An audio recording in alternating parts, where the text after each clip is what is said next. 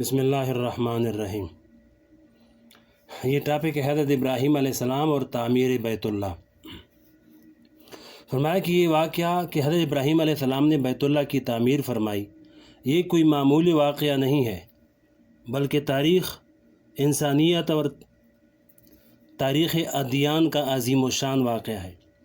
عبادت گاہوں کی تاریخ میں اس سے زیادہ عظیم الشان واقعہ کوئی اور نہیں ہو سکتا، اس لیے کہ یہ اللہ جل شانہ کا گھر تعمیر کیا جا رہا ہے، جس کو قرآن میں بھی اللہ پاک نے فرمایا ہے۔ بسم اللہ الرحمن الرحیم۔ وَإِذْ يَرْفَعُ إِبْرَاهِيمُ الْقَوَاعِدَ مِنَ الْبَيْتِ وَإِسْمَاعِيلُ رَبَّنَا تَقَبَّلْ مِنَّا إِنَّكَ أَنْتَ السَّمِيعُ الْعَلِيمُ رَبَّنَا وَاجْعَلْنَا مُسْلِمَيْنِ لَكَ وَمِنْ ذُرِّيَّتِنَا رَبَّنَا مُسْلِمَةً لَكَ وَأَرِنَا مَنَاسِكَنَا وَتُبْ عَلَيْنَا إِنَّكَ أَنْتَ التَّوَّابُ الرَّحِيمُ رَبَّنَا وَابْعَثْ فِيهِمْ رَسُولًا مِّنْهُمْ يَتْلُو عَلَيْهِمْ آيَاتِكَ وَيُعَلِّمُهُمُ الْكِتَابَ وَالْحِكْمَةَ وَيُزَكِّيهِمْ إِنَّكَ أَنْتَ الْعَزِيزُ الْحَكِيمُ۔ فرمایا کہ حضرت ابراہیم علیہ السلام نے اپنے جلیل القدر فرزند حضرت اسماعیل علیہ السلام کی معیت میں اللہ تعالیٰ کا گھر تعمیر فرمایا۔ قرآن کریم نے اس واقعہ کو بڑے عجیب و غریب اور بڑے والہانہ انداز میں بیان فرمایا، اور پوری امت کے لیے قیامت تک اس کو اپنی مقرب کتاب کا حصہ بنا کر پوری امت مسلمہ کے لیے اس کو ہمیشہ کے لیے محفوظ فرما دیا، اور اس بات کی دعوت دی کہ ابراہیم علیہ السلام کے اس واقعہ کو بار بار تازہ کیا جائے۔ خیال آیا کہ آج اس محفل میں مختصراً ان آیات کی تھوڑی سی تفسیر اور اس دعا کی تھوڑی سی تفصیل آپ حضرات کی خدمت میں پیش کروں، جو حضرت ابراہیم علیہ السلام نے اللہ کا گھر اور تعمیر کرتے وقت مانگی تھی، اور جس کو اللہ جل شانہ نے تفصیل کے ساتھ سورہ بقرہ میں ذکر فرمایا۔ سب سے پہلے باری تعالیٰ نے ارشاد فرمایا، وَإِذْ يَرْفَعُ إِبْرَاهِيمُ الْقَوَاعِدَ مِنَ الْبَيْتِ وَإِسْمَاعِيلُ۔ اس وقت کو یاد کرو جب ابراہیم علیہ السلام بیت اللہ کی بنیادوں کو بلند فرما رہے تھے، اور اسماعیل علیہ السلام بھی ان کے ساتھ شامل تھے۔ وَإِذْ یہ عربی زبان میں بیان کرنے کا خاص اسلوب ہے، جس سے اس بات کی طرف اشارہ کیا جاتا ہے کہ جو بات آگے بیان کی جا رہی ہے وہ اس لائق ہے کہ ہر آن اور ہر لمحے اس کو اپنی آنکھوں کے سامنے حاضر رکھا جائے۔ اس آیت میں اس بات کی طرف اشارہ فرما دیا کہ بیت اللہ اگرچہ پہلے سے موجود تھا، اس کی بنیادیں موجود تھی، حضرت آدم علیہ السلام کے وقت سے یہ دنیا کے اندر چلا آتا ہے، لیکن مرور ایام سے اس کی عمارت موجود نہ رہی تھی، بنیادیں باقی تھی۔ ابراہیم علیہ السلام نے ان بنیادوں پر اس بیت اللہ کی تعمیر فرمائی، اور حضرت اسماعیل علیہ السلام اس عمل میں ان کے ساتھ شریک تھے۔ میرے والد ماجد مولانا محمد شفیع صاحب رحمۃ اللہ علیہ کا معمول تھا کہ روزانہ جب قرآن کریم کی تلاوت فرمایا کرتے تھے تو تلاوت کے دوران ہی قرآن کریم کی آیتوں میں تدبر بھی کرتے تھے۔ کبھی کبھی ہم لوگوں میں سے کوئی یا حضرت کے خدام میں سے کوئی موجود ہوتا تو جو بات تلاوت کے دوران ذہن میں آتی اس کے بارے میں اس کے سامنے ارشاد بھی فرما دیا کرتے تھے۔ ایک روز حضرت والد ماجد رحمۃ اللہ علیہ قرآن کریم کی تلاوت فرما رہے تھے، میں قریب بیٹھا ہوا تھا۔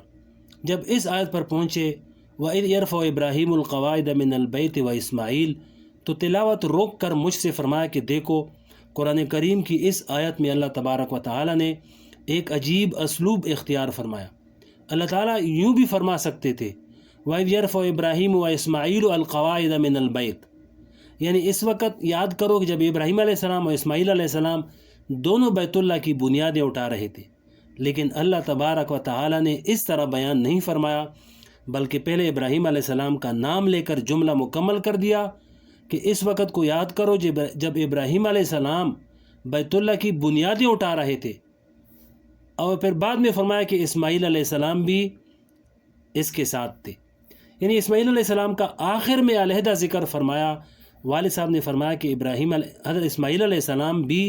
بیت اللہ کی تعمیر کے وقت ابراہیم علیہ السلام کے ساتھ اس عمل میں برابر کے شریک تھے، پتھر اٹھا کر لا رہے تھے اور ابراہیم علیہ السلام کو دے رہے تھے، اور ابراہیم علیہ السلام ان پتھروں سے بیت اللہ کی تعمیر فرما رہے تھے۔ لیکن اس کے باوجود قرآن کریم نے اس تعمیر کو براہ راست ابراہیم علیہ السلام کی طرف منسوب فرمایا۔ پھر والد صاحب نے فرمایا کہ بات دراصل یہ ہے کہ اگر کوئی بڑا آدمی اور اور چھوٹا دونوں مل کر ایک کام انجام دے رہے ہوں تو ادب کا تقاضا یہ ہے کہ اس کام کو بڑے آدمی کی طرف منسوب کیا جائے، اور اس کے ساتھ چھوٹے کا ذکر یوں کیا جائے کہ چھوٹا بھی اس کے ساتھ موجود تھا، نہ یہ کہ چھوٹا اور بڑے دونوں کو ہم مرتبہ قرار دے کر دونوں کی طرف اس کام کو برابر منسوب کر دیا جائے۔ اس بات کو حضرت والد ماجد رحمۃ اللہ علیہ نے ایک اور واقعہ کے ذریعے سمجھایا۔ فرمایا کہ حدیث میں آتا ہے کہ حضرت عمر رضی اللہ تعالیٰ عنہ فرماتے ہیں کہ حضور پاک صلی اللہ علیہ وسلم کا عام معمول تو یہ تھا کہ عشاء کے بعد زیادہ کسی کام میں مشغول نہیں ہوتے تھے۔ آپ فرماتے تھے کہ عشاء کے بعد قصے کہانیاں کہنا اور زیادہ فضول گوئی میں مشغول رہنا اچھی بات نہیں ہے تاکہ صبح کی نماز پر اثر نہ پڑے، لیکن ساتھ ہی فاروق اعظم رضی اللہ فرماتے ہیں کہ کبھی کبھی حضور پاک صلی اللہ علیہ وسلم عشاء کے بعد حضرت صدیق اکبر رضی اللہ سے مسلمانوں کے معاملات کے بارے میں مشورہ فرمایا کرتے تھے، اور میں بھی ان کے ساتھ ہوتا تھا۔ دیکھیے، جب فاروق اعظم رضی اللہ نے اس واقعہ کا تذکرہ فرمایا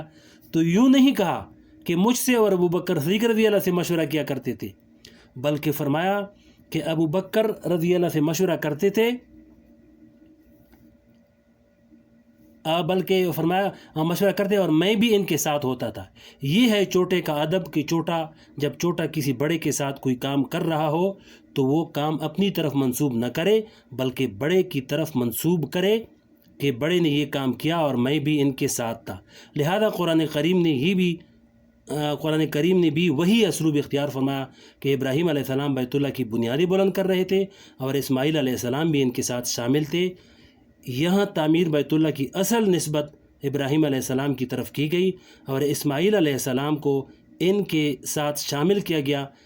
یہ تو ایک نقطہ تھا جو ہے والد صاحب کے حوالے سے یاد آیا۔